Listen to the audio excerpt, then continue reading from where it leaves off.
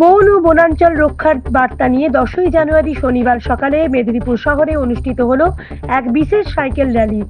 প্রায় 30 কিলোমিটার দীর্ঘ এই র্যালিতে অংশ নেন পশ্চিম মেদিনীপুর জেলার জেলাশাসক, জেলা পুলিশ সুপার, রাজ্যের মুখ্য বনপাল সহ বন দপ্তর ও জেলা প্রশাসনের এক ঝাঁক আধিকারিক ও বনকর্মীরা। সম্প্রতি পশ্চিম মেদিনীপুর জেলায় হাতির সংখ্যা সহ বিভিন্ন বন্যপ্রাণীর সংখ্যা বৃদ্ধি পাওয়ায় বন ও বন্যপ্রাণ সংরক্ষণের গুরুত্ব আরো বেশি করে তুলে ধরতেই এই উদ্যোগ বলে জানা গেছে। শনিবার সকালেই মেদিনীপুর শহরের রূপনারায়ণ বন বিভাগ থেকে র্যালির সূচনা হয়। সাইকেল র্যালির মাধ্যমে সাধারণ মানুষের মধ্যে সচেতনতা বাড়ানোর চেষ্টা করা হয়।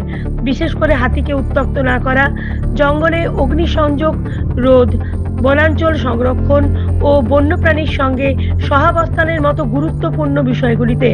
এই সাইকেল র্যালি শেষ হয় পিরাকাটা বন দপ্তরের কার্যালয়ে। সেখানে সাংবাদিকদের মুখোমুখি হয়ে রাজ্যের মুখ্য বনপাল জানান, গত 20 বছরে পশ্চিম মেদিনীপুর জেলা সহ গোটা দক্ষিণবঙ্গে বনভূমির পরিমাণ উল্লেখযোগ্যভাবে বেড়েছে। একই সঙ্গে বেড়েছে হাতি সহ নানা প্রজাতির বন্যপ্রাণীর সংখ্যাও। দেখতে থাকুন বিপ্লবী সংবাদ দর্পণ ডিজিটাল মিডিয়া পেজ, সঙ্গে দীপান্বিতা।